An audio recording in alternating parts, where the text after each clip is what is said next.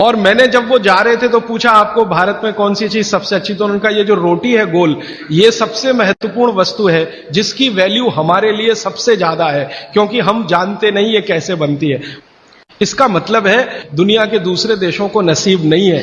तो आप समझ लीजिए कि आपके पास कितनी वैल्यूएबल चीज है गरम रोटी, और उसको आप छोड़कर ठंडी करके खाएं तो ये आपका दुर्भाग्य है, सौभाग्य नहीं। मैंने एक सिंपल कैलकुलेशन किया था कि पाव रोटी बनने के बाद और खाने तक 90 दिन निकल जाते। हमारे आयुर्वेद शास्त्र में भागवत जी कहते हैं कि पिसा हुआ आटा, वो ये कहते हैं कि 15 दिन से ज्यादा पुराना कभी भी मत खाना। 15 दिन मैक्सिमम, वो भी गेहूं के लिए। ये चना और मक्की और ज्वारी, इसके लिए तो 7 ही दिन कहा उन्होंने। तो अब आप बोलेंगे जी ताजा आटा कहां से लाएं? चक्की है, जिंदाबाद। हिंदुस्तान में हजारों लाखों वर्षों से आटा ताजा बनाकर रोटी बनाने की परंपरा है कि नहीं? जो माताएं यहां बुजुर्ग हैं, इन्होंने अपना गांव देखा होगा, अपने गांव के घर की चक्की देखी होगी। और हमारे घरों में ये जो चक्की चलाने का काम माताएं करती रही हैं, किसी को भी सिजेरियन डिलीवरी नहीं हुई है। चक्की चलाने वाली माताओं के पैरों में दर्द नहीं है। चक्की चलाने वाली माताओं को कभी भी कंधा नहीं दुख रहा है, गर्दन नहीं दुख रही है, नींद अच्छी आ रही है, डायबिटीज नहीं है, हाइपरटेंशन नहीं है, ब्लड प्रेशर नहीं बढ़ा है, 48-50 बीमारियां नहीं है। और जो माताएं पिसा हुआ आटा ला रही हैं, कैप्टन कुक, आईटीसी का, उनके घरों में डायबिटीज भी है, अर्थराइटिस भी है, हाइपरटेंशन भी है, ये भी है वो। हम जब चक्की चलाते हैं तो एक दिन चला के देखिए तो आपको समझ में आए, सबसे ज्यादा दबाव पेट पे पड़ता है। और मां के पेट में एक एक्स्ट्रा ऑर्गन है जो पिता के पेट में नहीं है, जिसको गर्भाशय कहते हैं। और गर्भाशय के बारे में आयुर्वेद के सारे रिसर्च और आधुनिक विज्ञान के सारे रिसर्च ये कहते हैं कि ये गर्भाशय के आसपास के एरिया में जितना हलन चलन हो उतनी इसकी फ्लेक्सिबिलिटी है। फ्लेक्सिबिलिटी माने मुलायमियत, ये हमारे गर्भाशय का सबसे बड़ा गुण है। तब मेरे समझ में आया कि जो माताएं नियमित रूप से चक्की चला रही हैं उनको सिजेरियन डिलीवरी नहीं हो रही है, क्योंकि गर्भाशय की इलास्टिसिटी मेंटेन है, तो आसानी से बच्चा बाहर आ रहा है बिना किसी ऑपरेशन के। तब मुझे ध्यान आया कि हमारी जो पुरानी माताएं हैं उनके 8-8, 10-10 बच्चे होते थे, कभी सुना नहीं कि सिजेरियन। वो दाई आती थी गांव की, जो एमबीबीएस नहीं है, एमडी नहीं है, एमएस नहीं है, और बच्चे करा के चली जाती थी, ऐसे ही जैसे दाल पका के कोई चला गया या चावल पका के कोई चला गया। हां, ऐसे होता है। और आयुर्वेद तो यहां तक कहता है कि मां का गर्भ 7वें महीने तक चक्की चलाने की अनुमति देता है। मां को 7वें महीने तक चक्की चलवाई जा सकती है, 8वें महीने में नहीं, फिर उसको बंद कर देना अच्छा है। और उतने 7 महीने की चक्की आपके लिए पर्याप्त है कि वो बच्चा बिना सीजर के हो। और जो बच्चे बिना सीजर के हैं उनके जीवन को आप देख लें, और जो सिजेरियन है उनके जीवन को देख लें, जमीन आसमान का अंतर है। सीजर बच्चे ज्यादा बीमार हैं, समय समय पे बीमारियां हैं। जो बिना सीजर हैं वो सब स्वस्थ हैं, दुरुस्त हैं, तंदुरुस्त हैं। ब्रेन का डेवलपमेंट भी उनका अच्छा है, लॉजिक को डेवलप करने की कैपेसिटी, कल्पनाशीलता उनमें दूसरे बच्चों से ज्यादा है। तो अब आप इसको अपने जीवन में कैसे उतारेंगे इस सूत्र को? अगर संभव हो तो एक एक चक्की ले लीजिए, संभव हो तो। इससे कई फायदे हैं। आपको सबसे बड़ा फायदा तो यह है कि अगर आपको एक्स्ट्रा वेट है और आप उसको लूज करना चाहते हैं, 15 मिनट सुबह अगर आपने चलाया, 3 महीने बाद आप देखना 12 से 13 किलो वजन कम होगा आपका, सिर्फ 15 मिनट की चक्की। रामदेव जी चक्की चलवाते हैं कि नहीं? आप चलाते हैं कि नहीं? लेकिन वो चक्की चलाते हैं जिसमें कुछ होता ही नहीं है, ऐसे ऐसे चलवाते हैं कि नहीं? तो असलियत में ही चला लो, कुछ तो आटा तो मिलेगा।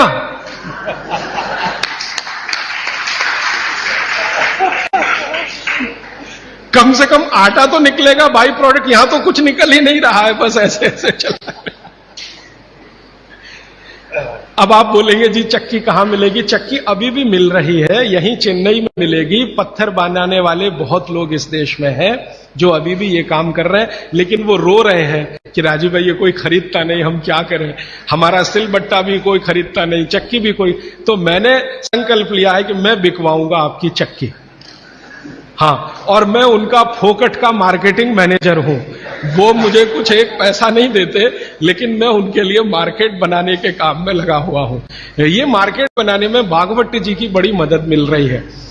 और मैं आपको एक बहुत गहरी बात कहने आया, वो माताओं बहनों को विशेष रूप से, उम्र के एक पड़ाव में जब आप 45 वर्ष के आसपास हो जाएंगी, तब आपको गर्भाशय के बहुत सारे कॉम्प्लिकेशन शुरू होंगे। सबसे बड़ा कॉम्प्लिकेशन तो यहीं से शुरू होगा कि आपको मेनोपॉज पीरियड शुरू होगा, मेंसेस साइकिल आपकी बंद होगी, मेनोपॉज पीरियड शुरू होगा। और उस पीरियड में जितने कॉम्प्लिकेशन हो सकते हैं वो बच्चे के जन्म के समय भी नहीं होते कभी। और कई कॉम्प्लिकेशन तो ऐसे जिनको कोई मां समझ भी नहीं पाती कि ये क्या हो रहा है मेरे साथ। अचानक से पसीना आएगा, पूरा शरीर पसीने से भर जाएगा, फिर थोड़ी देर में ठंड लगना शुरू हो जाएगी, फिर थोड़ी देर में तमतमा जाएगा चेहरा, एकदम गर्मी, फ्लैशेस। समझ में नहीं आता किसी मां को कि अभी थोड़ी देर पहले पसीना था, अभी इतनी गर्मी आ गई और अभी इतनी ठंडी लगने लगी। इतने वेरिएशन होते हैं, मिनट मिनट में वेरिएशन होते हैं। मन आपका इतना डिप्रेशन में चला जाएगा, इतना अवसाद में चला जाएगा कि दुनिया बिल्कुल बेकार है, इसमें क्या करना जिंदा रह के। ये डिप्रेशन, कारण उसका एक ही है कि कुछ हार्मोन्स आपके शरीर में बनना बंद हो जाएंगे। अब हार्मोन्स बनेंगे ही नहीं तो फिर मुश्किलें ये सब आती हैं। तो भगवान की व्यवस्था ऐसी है, 45-50 साल की उम्र में हर मां को दूसरा जन्म लेना पड़ता है, ऐसा कहा जाता है। तो ये जो दूसरे जन्म की समस्याएं हैं, लेकिन भागवत जी कहते हैं कि इनको कंट्रोल करके रखा जा सकता है। अब मैं तीसरे सूत्र पे आ रहा हूं। तीसरा सूत्र विशेष रूप से माताओं बहनों के लिए वो कह रहे हैं कि माताओं और बहनों की मासिक धर्म बंद होने के बाद की जो अवस्था है, इसमें परमानेंट कोई क्योर नहीं है, क्योंकि जो हार्मोन बनना बंद हो गए वो तो हो ही गए, उनको बाहर से भी नहीं डाला जा सकता। लेकिन भागवती जी ये कहते हैं कि उसको कंट्रोल करके रखा जा सकता है। तो वो कहते हैं कि कंट्रोल करके रखने में मां के रसोई घर के जो उपकरण हैं, उपकरण, इंस्ट्रूमेंट्स, इनकी मदद आप ले सकते हैं। तो रसोई घर का उपकरण सबसे अच्छा मैंने कहा चक्की, इसकी मदद ले सकते हैं। और दूसरा एक उपकरण और है रसोई घर में, सिलबट्टा। अब नियमित रूप से आप सिलबट्टा चला रहे हैं और चक्की चला रहे हैं तो यूट्रस के आसपास की जो मांसपेशियां हैं वो हमेशा नरम और मुलायम रहने ही वाली हैं। तो आपकी जिंदगी के कॉम्प्लिकेशन 45 साल के बाद कम रहने ही वाले हैं। आप उनको दवा खा खा के कम करें तो दवाओं के साइड इफेक्ट्स हैं।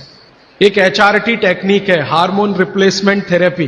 ज्यादातर माताएं उसमें जाती हैं 45-50 साल की उम्र में, हाथ जोड़कर विनती है कि कभी ना जाएं। और अगर आप गए उसमें तो आपके वजन को कोई भी दुनिया का भगवान नहीं बचा सकता बढ़ने से, बढ़ेगा ही।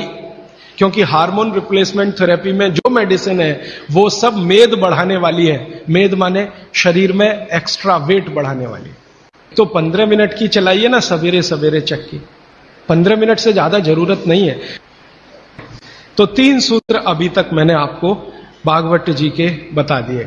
और इन 3 सूत्रों में एक छोटी सी जानकारी और, कि आप पुरुष भी चाहें तो जिनको पेट अगर बढ़ा हुआ है और आप चाहते हैं कि ये कम हो, तो आप भी 15 मिनट चक्की चला सकते हैं सुबह सुबह। आप भी चाहें तो सिलबट्टे पे चटनी बना सकते हैं। अगर आपने भी चक्की चलाई और सिलबट्टे पे चटनी बनाई तो आपकी चटनी तो बनेगी ही और आटा तो पिसेगा ही। आपका जो पेट है ये अंदर चला जाएगा, जो आपको किसी भी जिम्नेजियम की मदद से नहीं जाएगा। मैं आपको इस बात की गारंटी देता हूं, स्टाम्प पेपर पर आप लिखवा लीजिए मुझसे, 1000 रुपए का हो या लाख रुपए का स्टाम्प पेपर। दुनिया का हर एक डॉक्टर इस बात से सहमत है, वो बोलता नहीं, बात अलग है, कि जिम्नेजियम में जाकर कभी भी किसी का पेट अंदर जाता नहीं। और थोड़े दिन के लिए गया और आपने जाना बंद किया तो ज्यादा बाहर आता है। जिम्नेजियम की सभी मशीनें ज्यादा स्पीड वाली हैं और चक्की और सिलबट्टा ये स्पीड कम है, धीरे धीरे धीरे धीरे। हमारी जो तासीर है वो कम स्पीड वाले उपकरणों के साथ ज्यादा है, क्योंकि हम गर्म देश में रहते हैं। गर्म देश के लोगों में आप जानते हैं स्वाभाविक रूप से वायु का प्रकोप ज्यादा होता है शरीर में। ये कल मैं और इस विस्तार से बात करूंगा। अब वायु का प्रकोप ज्यादा है तो हर चीज ऐसी करनी चाहिए जो धीमे हो। ज्यादा तेज करेंगे तो वायु और बढ़ेगी। इसलिए यहां के जो डांस है ना, उनके स्टेप्स, जैसे भरतनाट्यम, जैसे कथक, कथकली, ओडिसी, कुचिपुड़ी, ये सब डांस के स्टेप आप देखो स्लो है। ज्यादा ठंड के देशों में क्या होगा कि वायु बिल्कुल उल्टी स्थिति में होती है, बहुत ही कम होती है शरीर में, और पित्त और कफ बहुत बढ़े हुए होते हैं। हमारे यहां आजकल एक फैशन आया, मॉर्निंग में दौड़ो। दौड़ना नहीं है, चलना है। चलने और दौड़ने में अंतर आप समझते हैं। दौड़ने में ऊर्जा बहुत शरीर की, गर्मी बहुत शरीर की बढ़ेगी और वात को बढ़ाएगी। वात बढ़ेगा तो ये घुटने बहुत जल्दी आपके थकेंगे। आप देख लो, जितने हिंदुस्तान के रनर है ना, रनर 100 मीटर दौड़ने वाले, 200 मीटर, 35 साल के बाद किसी के घुटने काम नहीं करते, सब बैठ गए। मिल्खा सिंह को मैं मिला हूं, वो कहते हैं यार उस समय जो मैं दौड़ गया ना, अब पता चल रहा है कि उसका क्या असर।